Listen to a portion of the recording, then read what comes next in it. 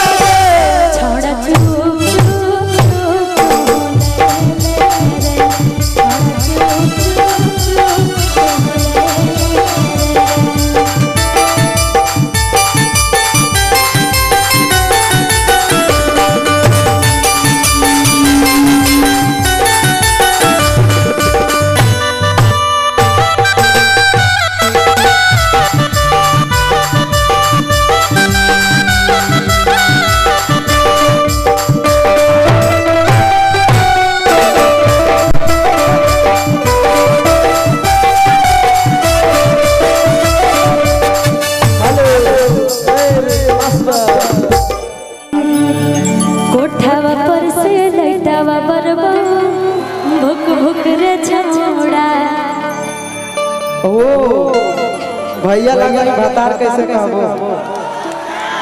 गाना बहुत अच्छा था, माइनर घुसेगा। अरे छोटा भैया लगा बतार कैसे कहबो। लड़का देखिए कहता है कि अगर गाँव में बियाह कर ले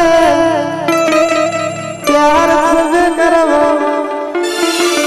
कि तुम गांव में ही शादी कर लो हमसे, तुमको खुश रखेंगे। लेकिन लड़कियां कहती है नहीं, समाज वाली बात है, इज्जत रखना बहुत जरूरी है। तो कहती है लड़कियां आगे गाँव में बियाह कर ले प्यार करबो, आगे गाँव में बियाह कर ले प्यार करबो।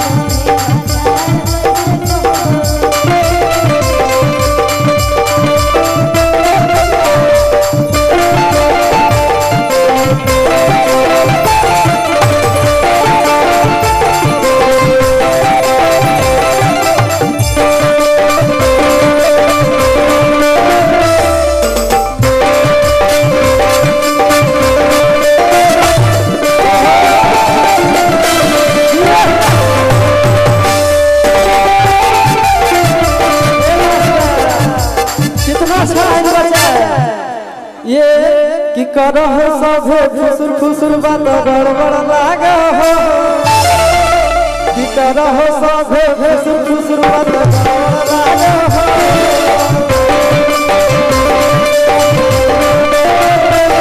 आज करह सभे फुसुर फुसुर बात गड़बड़ लागे हो